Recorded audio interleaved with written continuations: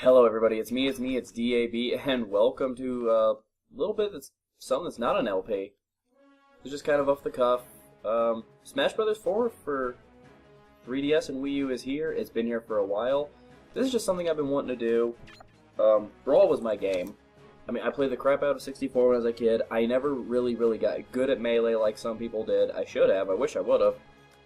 Because, I mean, I'm a very competitive person. Brawl is when I started getting competitive, though, and I've saved a bunch of my old matches, and I just want to show them here for you guys. Anytime you see Pokemon Trainer Ganondorf, that would be me going up against Brian. Pokemon Trainer was my guy. I'm super upset he's not in the new Smash Brothers. But this is a relatively early match, so we'll see how I do. Talking about some of the little combos and tricks I used to like to do back in the day.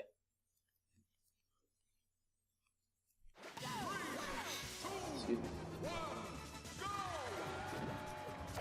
Alright. Yeah. Brian, you'll notice, goes for the little Thunder Stomp Ganondorf does a lot, and great start on my part. But, oh yeah, Brian kind of destroys me at the beginning of this match. But yeah, Brian was going for that Thunder Stomp a lot, because the combo we saw where if you short hop it right, you can just bounce them off the air dozens of times. And this may not be the best start of a highlight reel, but it gets better for me. No other way to put it. Squirtle, man. Air game with Squirtle was everything. Like, his forward air and his back air were amazing. Good knockbacks. They hit fast. You could juggle with them really well. His up air was good. His down air had a lot of multiple hits. His neutral air was good to just come out of run from. A little short hop with it always worked well. You see, there's Brian still going for that stomp. And I'm a grappling fiend when I play Smash Brothers. It's one of those things I notice a lot of people don't do for some reason, and I feel grappling is how you win matches. People don't see it coming that much. Maybe a little bit of silence here and there. Not as much to say the whole thing. Kinda caught a lucky break there when the wizard foot stuck me to the ground, but God, I love that move. Ivysaur's stun spore moves were awesome. And then this cheap thing that everybody hated when I used, but, you know, you do what you gotta do. You call it cheap. It was effective, though. It's just once you get caught in it, it's kind of hard to get back out of it, but it's fairly easy to avoid if you know what's coming. That right there, I did not appreciate tether recoveries when this game first came out, but you'll see in some of the later matches on here, I've learned how to abuse it. It is about the best edge guarding technique they ever put into the game.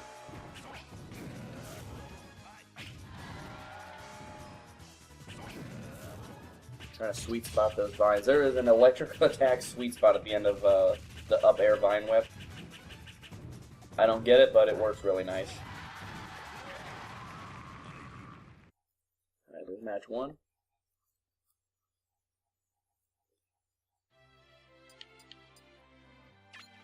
This one is either against Brian or my youngest stepbrother. I want to say this one's Brian when he was going through an Ike phase.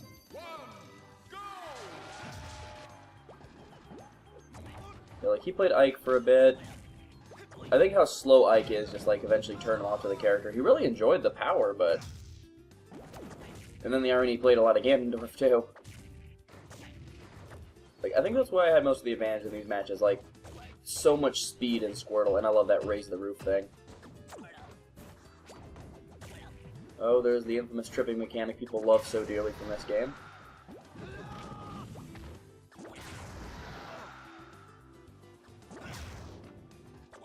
Fire and water, my friends. Fire and water. Yeah, Ike, so much KO power.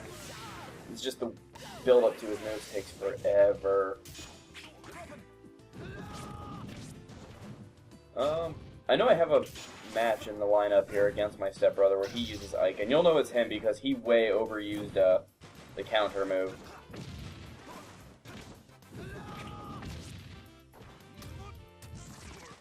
And I can't say I fault him for that. Like, I mean, you got a mechanic in the game, use it, but it gets very predictable after a while when they just are going to constantly go for it, you know, to delay your attacks a second or two. And right there is knowing how to adapt to Pokemon Trainer. Just I always had it in the back of my mind, if I got a lot of good damage off of the character, if I was hitting a ton of moves, as soon as I got a KO, I had to decide right then and there, it's like, do I have enough damage on the character that I'm going to need to switch out, or can I just sacrifice the character I'm playing as, get as much damage off of them, and lose the life? It's kind of like a real Pokemon battle, just knowing when to use somebody for death fodder, when it's okay and when it isn't. But like 75% Charizard, he could survive a hit or two, so I went ahead and did it. And that was the thing about Pokemon Trainer. You had to know how to gauge how much stamina the individual Pokemon were going to have. And that right there is that KO potential of Ike I was talking about. Guy hit like a truck, and if you knew how to time his moves right, he was a killer. And this is why I love to Raise the Roof. Yeah, I just knocked him up to 50% doing nothing, really. And with Squirtle, Squirtle's a character I really learned how to use the floating mechanics of the game well. Some characters it works against terribly, but Squirtle makes them work. I miss Squirtle a lot. I'd probably main Squirtle in the new Smash Bros. Hell, Squirtle still had plenty of KO potential.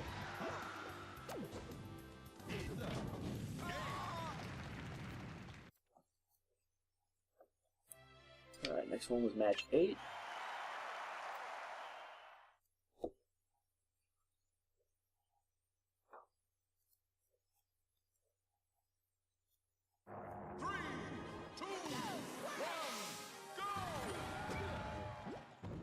Alright, let's see where this one takes us. Also, using Withdrawal. Yeah, right there, that's the Thunder Boot. Using Withdrawal, not always the best attack. Like, there are so many times where they hit you right, you will build up a ton of momentum, and you can't get out of it fast enough until you die. This is around the time I started developing a lot of affinity for that down air. Jabs are always nice. Yeah, see what I mean about Squirtle? Like, his floatiness works for him. You can steer him really, really well in the air. And it just goes along well with his aerial ability.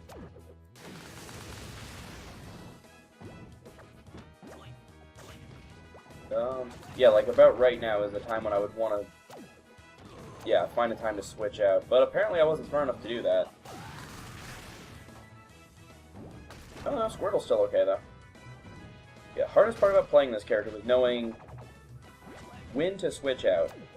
I know I've said that already, and I'm going to try not to repeat myself too much, but it bears repeating sometimes. Raise that roof, Squirtle. Oh, and then when you get obnoxious... Yeah, see what I mean? He kicked me, so I got the momentum from it. And I'm B-button sticking like an idiot in this match for some reason. I don't know why I chose Waterfall right there. Maybe if I was close enough quarters, I was going to get every hit off of it.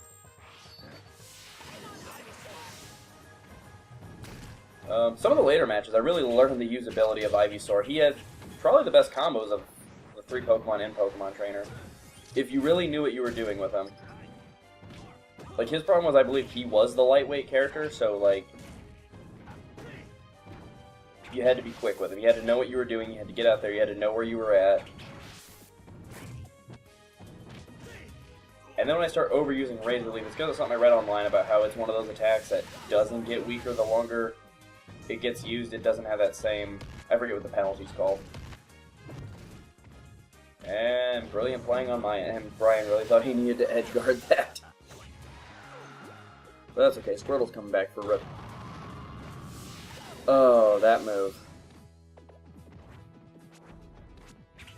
That and Ivysaur, he does not run very quickly.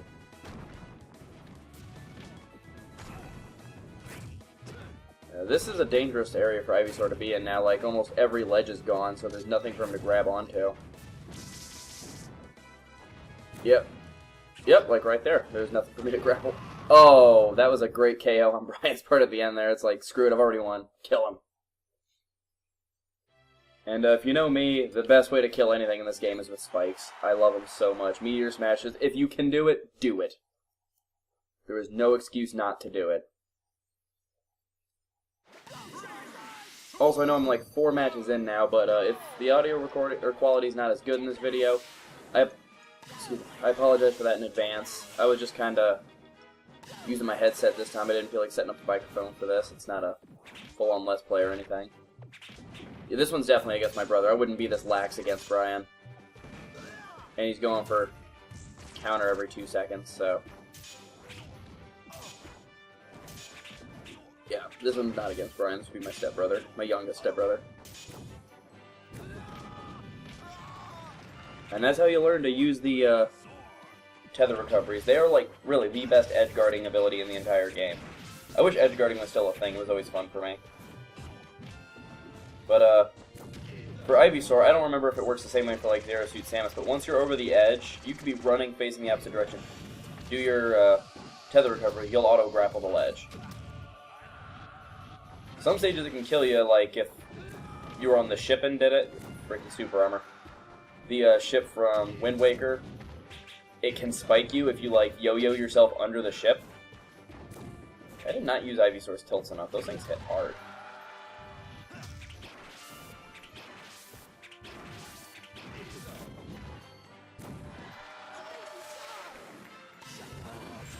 Yeah, see, like that. Knowing I'm getting kind of weaker, I need to get Ivysaur out of there. But then Charizard dies immediately that time, due to me not paying attention. And I do like the hitbox of a lot of Ike's attacks. It kind of makes up for him being so slow. But at this point, I knew who the main damage dealer I had going. Oh, no, I think I just wanted to spike him. I'm like, screw it, I'm up an extra life, I might as well try it.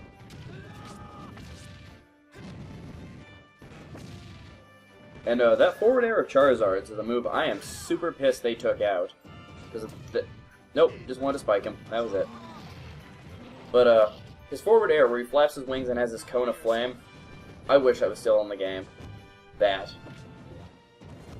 Oh, I love that move.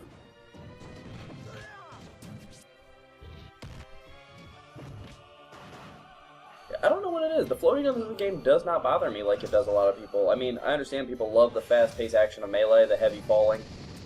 And I'm willing to bet if I had played it more, I really would have gotten into it. But, this is around the time, well, no, this part, I've been doing it for a couple of years, but I was starting to get into gaming a lot more. I was starting to collect and stuff, and my friends and I played Smash Bros. Constantly. Got a lot of good memories with this one.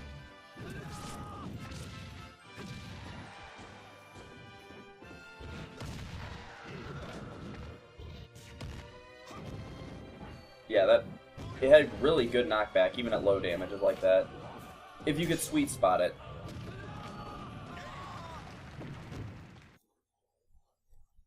And then Ike's, you know, fantastic recovery always kicks in. I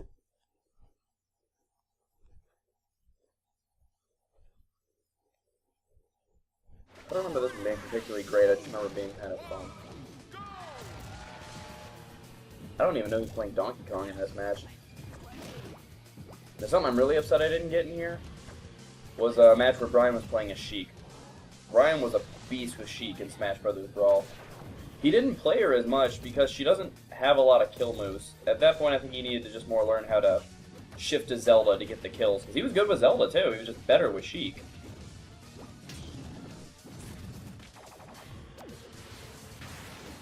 Yeah. And that's what the C-stick is for. I press down to do my down air, and if you're not paying attention, damn. If you're not paying attention, you're going to just directionally influence yourself straight down to a grave.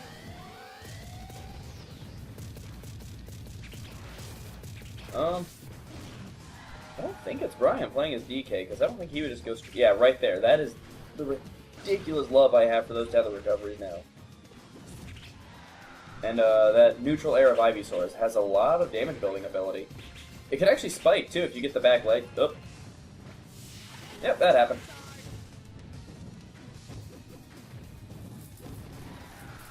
Die, DK. And that's what I love about Meteor Smash. It's just a satisfying way to get a kill. And I don't know, like, someone told me in the comments, did those flames draw you in? I never got what that was about. I loved it, because you got to do a lot of damage with it. And here I think I'm just trying to do the wing flap again.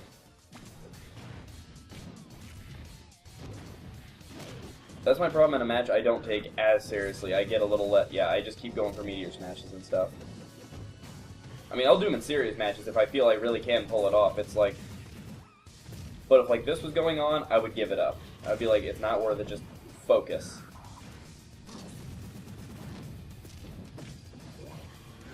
See what I mean? Grapples, man. Grapples win matches. It's a very underappreciated way to play the game.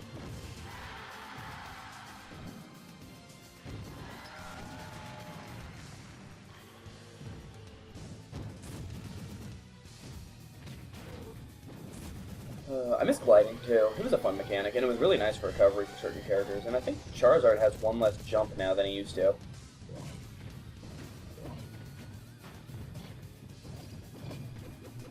That back air deserves more respect.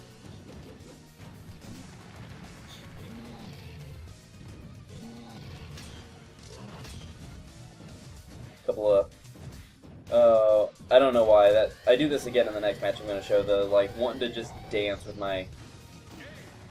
I think kind of a cheap ending on that one, but, like, the wanting to dance with my, shield down. I forget what they call that, but...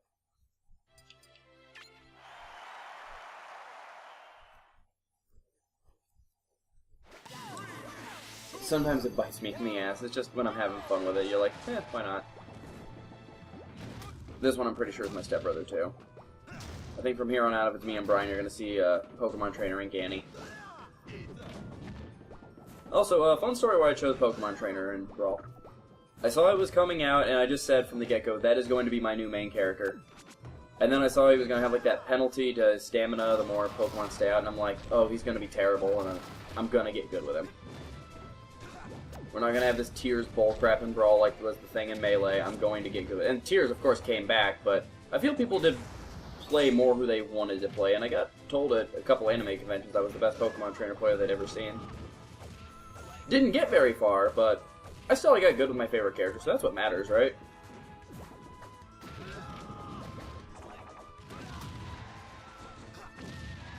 Oh boy.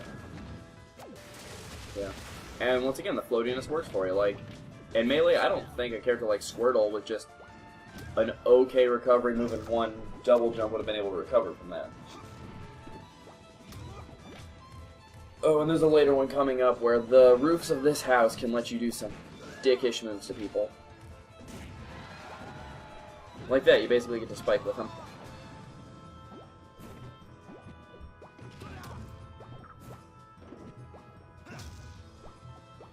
Yeah, right here. I just feel the need to dance with it. And that happens.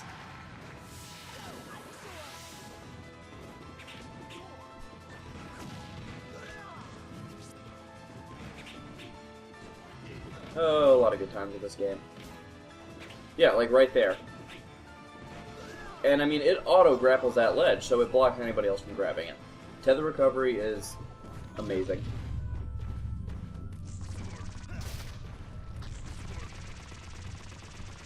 One of the things I loved about Bullet Seed, it's like, okay, well, you're kicking my ass for a minute. Let's get you back on my level. Put your damage up to mine. Maybe a little higher. And, I mean, my god, those hitboxes on that sword attack. Yep, just let him have it, Charizard.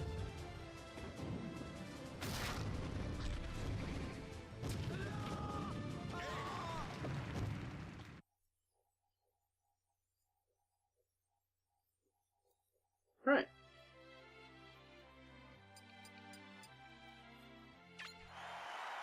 Yep, back to me and Brian. Or Brian and I, if you're going to be the grammar Nazi about it, which is normally me.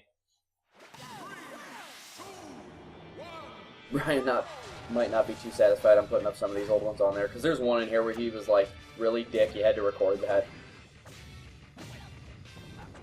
Some of my best matches were against Brian, though. We got into this game, and it's like the kind of match you can only get out of watching two friends fight against each other, because we know what each other's going to do, so we're willing to take those risks in the attacks, because it's like, he might do this, he might not, let's find out.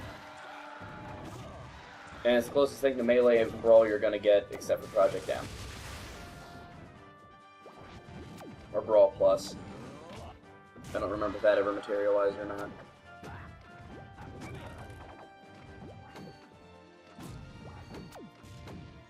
He has killed me with that volcano kick several times, too.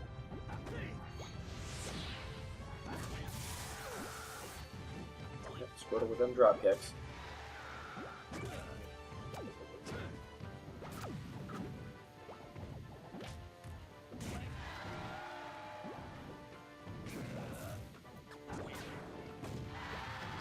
I think Squirtle's big problem came from not a whole lot of kill moves.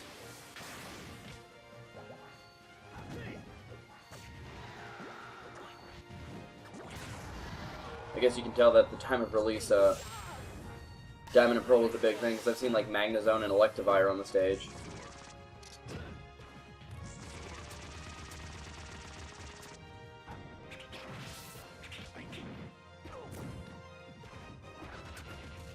Yep, there we go. I don't understand how that move spikes, but it can. Right there. That's how you edge guard with a Death Recovery character.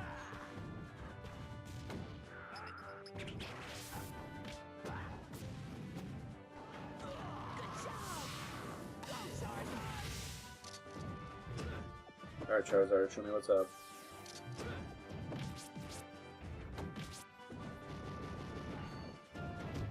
He was also just, he was more satisfying to play with back in this game. Like, he plays okay and, Smash, yeah, right there. Still felt worth it to get the kill, though. And it was kind of my fault for dying, because I didn't angle the way I was doing Fly, so... It happens. And if you thought the game wasn't floaty enough...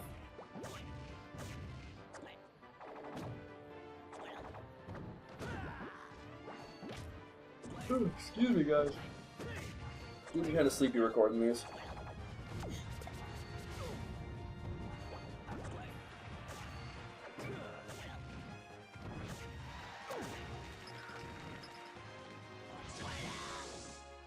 That's one of the few times I ever got that to actually work right.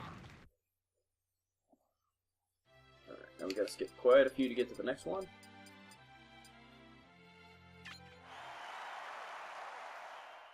Only 2 more after this.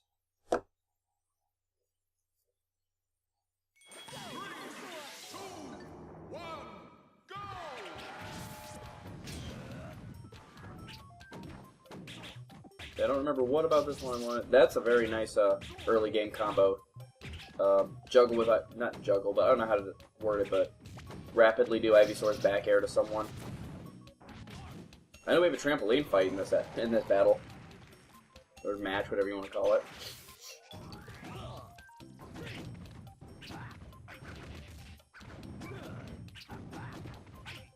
Oh, I remember this match playing it, because Brian had learned what a sex kick was in Smash vernacular.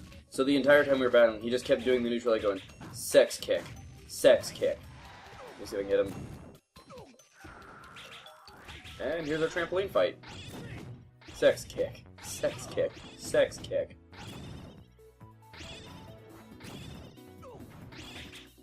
Reminds me of back wrestling on the trampoline when I was a kid. And by kid, I mean like 16.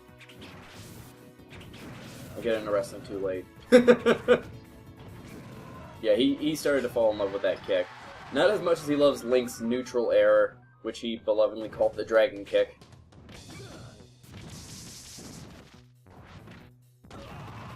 Good kill on Brian's part. That long pause there was probably me looking at him going, really?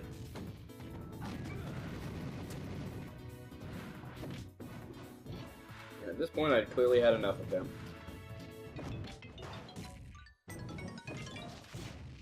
I was probably trying to throw him into the little roller coaster there. God damn, Brian, with his sex kicks in this fight. Little duel of Taser Glove versus Charizard's down tilt. And his sex kicks. That was very hard for me to get used to in the new Smash Brothers. Was Rock Smash being his down B now. Worth it every time. If you can get a spike, it's worth it.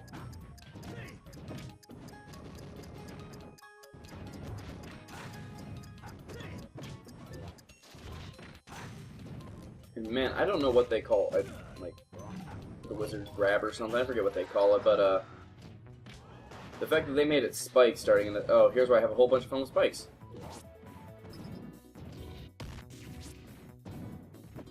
Man, those spikes have a lot of damage. Was that a good solid 20% a hit?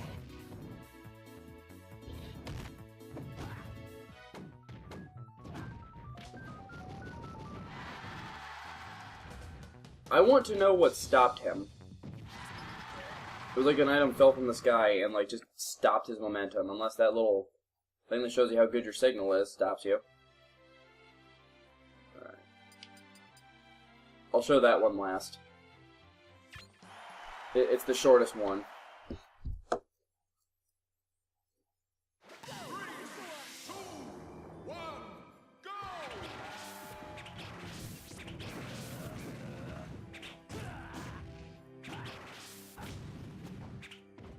Oh man, I didn't think this video was going to take as long as it has, but I guess it is a whole bunch of roughly 3-minute fights. Yeah, this is when we were starting to get into like more competitive stuff. We were trying to train for an upcoming tournament, I believe. Which is why it's 3 lives, 8 minutes. Which, I'm not sure that still is, but I think that was the tournament standard at the time.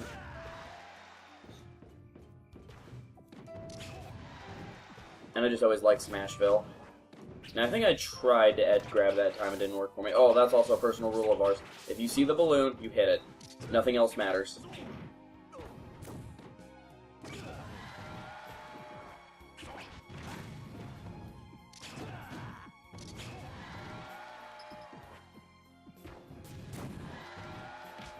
Music of the stage is very relaxing.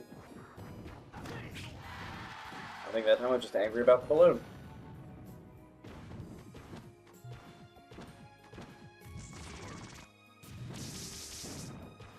This stage is weird. Those corners let you, like, bounce up and hit people pretty odd. I don't even know what the hell Brian was going for there. That is a move he belovingly calls nuts. When he plays as Ganondorf, he speaks in a Sean Connery accent. And he will grapple you, do Ganondorf's forward smash, where he punches you in the groin and just says, nuts.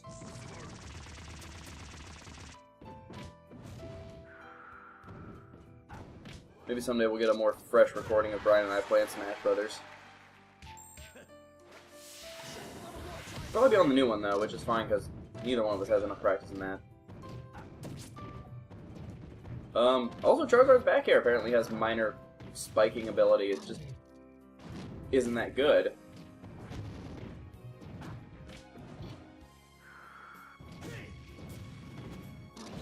I love the end of this fight. I will spoil that part. It's kind of the reason I included this one.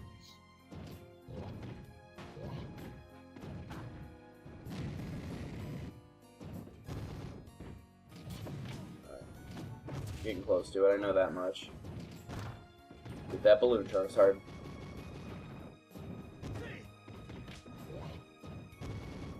And here we go. Spike, comes back, fly. Fuck you.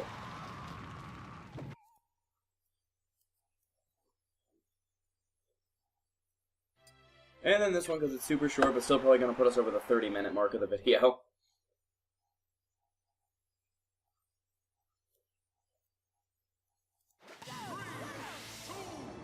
Yeah, we're still in tournament training mode. I think Luigi's Mansion is a tournament stage. And I learned how to jab lock, and Brian was pissed. It's a mechanic, he's like, it's a good thing they fucking took it out. I mean, I can't say he's wrong, but it's like super hard to pull off in most fights anyways. Only stages like this allow you to do it.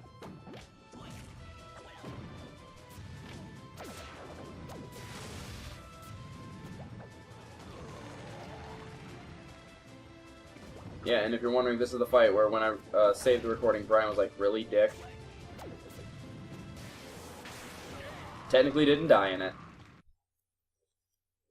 I think that's going to push this one over the 30-minute mark, but it was well worth it.